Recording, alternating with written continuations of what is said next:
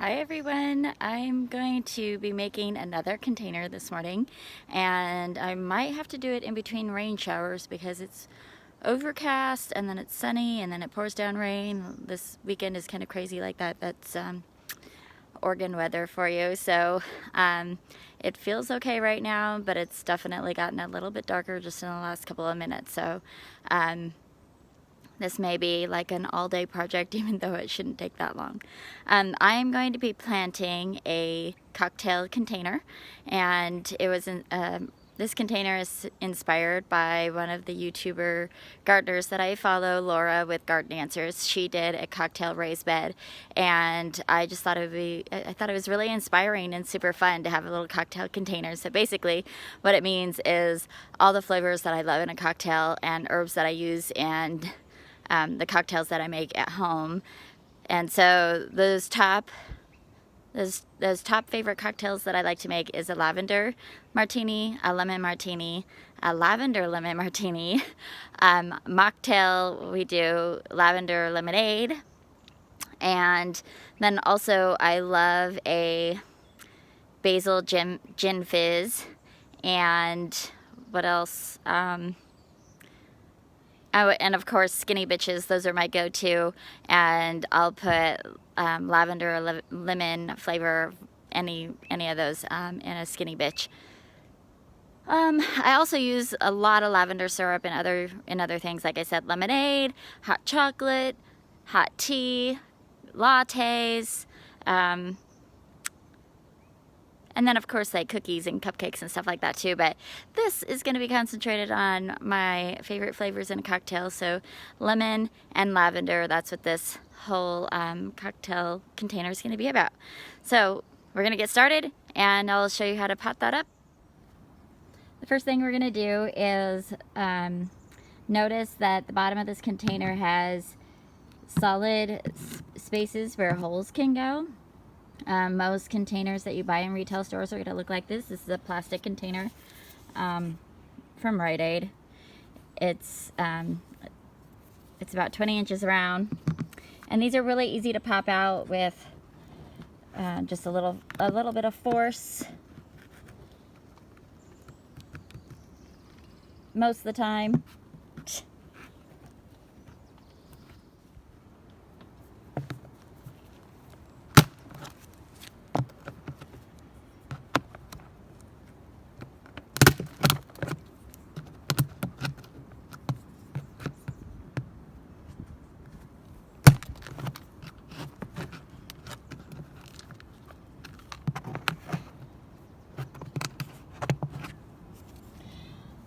Okay, so that's how that typically works. And then I just want to make sure, look underneath, you can see through those holes and everything looks good. So this is the area that I'm going to place my container, and we'll level it at the end. It's going to go here between a shrub rose and a rhododendron, and which will be really nice because neither one of those are in bloom right now, and the lavender is in bloom, so that'll give it some color in this little space. So the next thing that I'm going to do is fill it with soil, but the bag is pretty heavy, so I'm going to set down my camera for a minute. Okay, so I'm going to fill this. It's taking almost the whole bag, but I don't want to fill it all the way up because some of these plants have soil and we want there to be room for a bit of compost. The last pot I did yesterday, I had to take soil out, so we'll see how it goes. Alright, and then the next thing I'll do is put slow release fertilizer just in the top, like 6 inches or so. Just get it worked down in there.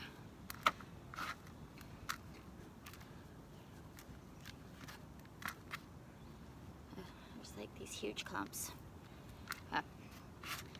Alright, so I'm going to leave a good size space in the middle for my lavender, but I'll put that in the end because it's basically going to take up the whole space right there. So the first things that I'm gonna do is go grab my herbs.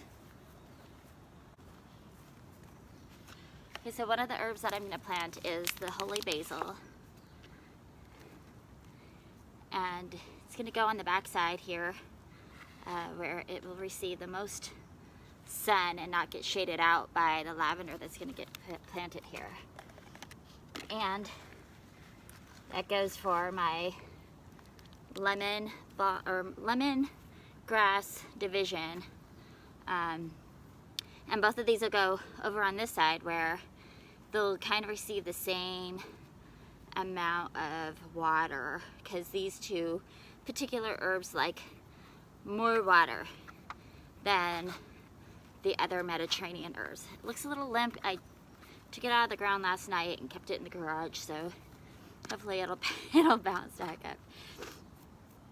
And let's see what's next. One that I'm gonna put in here is lemon verbena, and it can go in full sun or part shade. And because it is so prolific, I don't mind putting it in a little bit of shade because it's not gonna have a problem growing like crazy. And then the next one is going to be lemon thyme. And, oh, and I spoke wrong. This is lemon balm. So I always say lemon verbena. I've never grown a lemon verbena. I keep meaning to, I just haven't. It hasn't happened for me yet. Okay, so there's that. And then the next thing I'm going to do is a couple of annuals.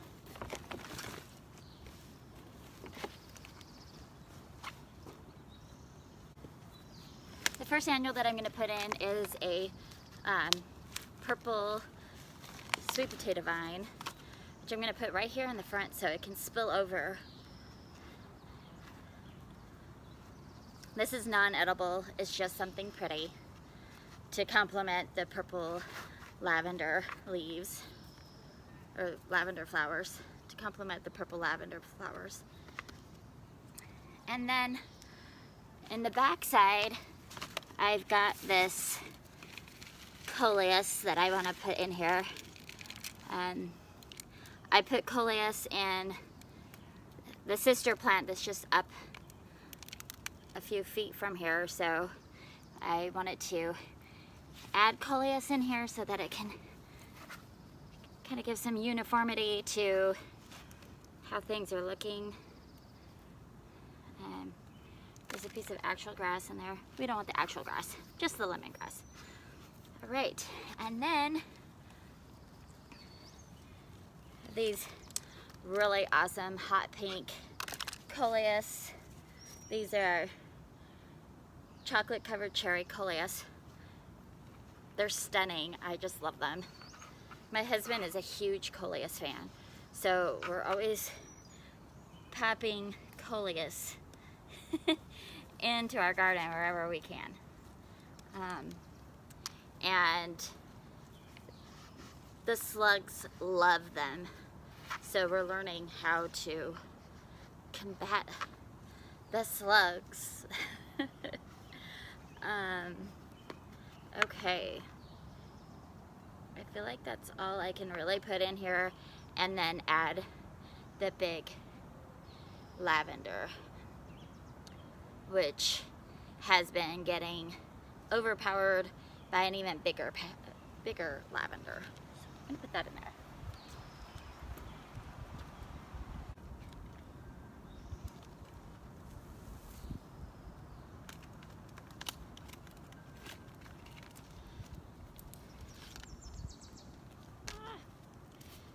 So this is actually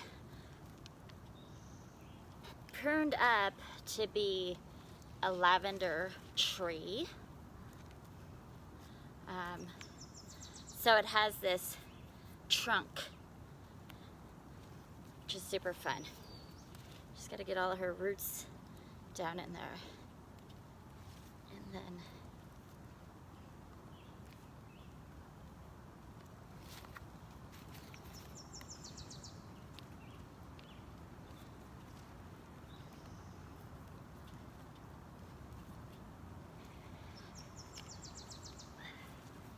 It's starting to rain, guys. I may have to go in. But at least I have all of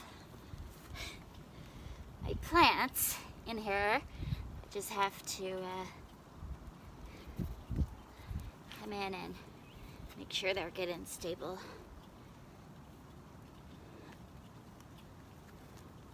Whoa.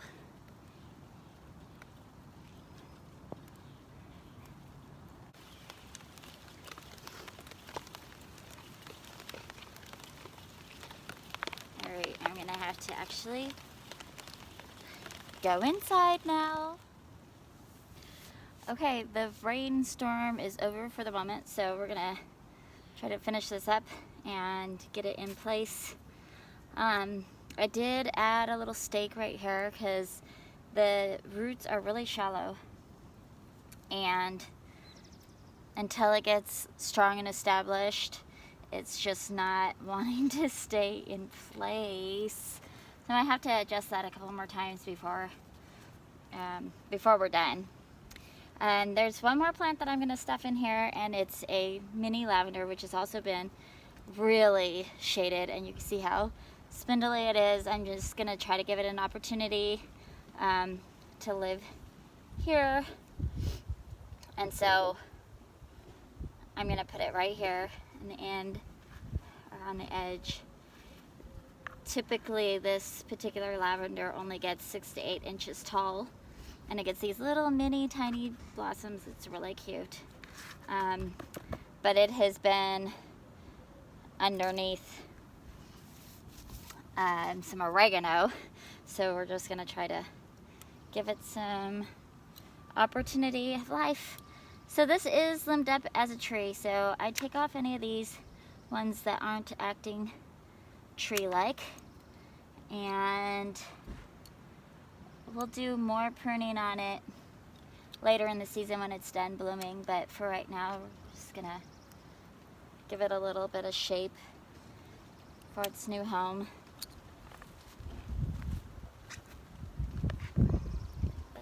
Okay, I really don't like how that's working. Alright, so I'm gonna slide it over into its space, and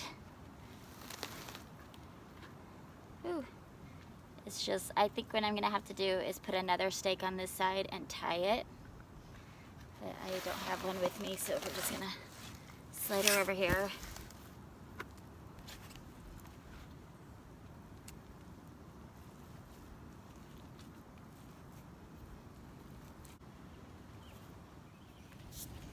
The rain's picking up again, but I wanted to finish up this video. So I ended up having to stake this lavender tree on all 4 sides. Luckily I have this really cute stake, and then the other ones are just bamboo stakes, and had to tie it. The problem is the roots are really shallow, and without actually being anchored into this new soil, it's really top heavy. So, and you can see it's a nice big head on there, and then I'll be able to prune this in July, and it'll be a little bit smaller and give the roots a chance to grow. But this is the end. This is really fun. We have a black sweet potato vine here, a lemon balm right here, lemon thyme, lemongrass, and then I have a mini lavender and a holy basil, and then in between I've got these chocolate covered cherry coleuses, and then another coleus in the back, which actually kind of got broken when the lavender fell over, but that is a coleus Kong red. And so the coleuses will get really big. They're annuals, and they'll get about 18 to 24 inches tall. And then let's see, the basil is also an annual, probably get about 18 inches tall. Everything else, oh, and then the sweet potato vine will flow down this direction, and it's also an annual, so it'll have a lot of fun summer color once the Spanish lavender has stopped blooming. These dark lavender blooms are just absolutely gorgeous.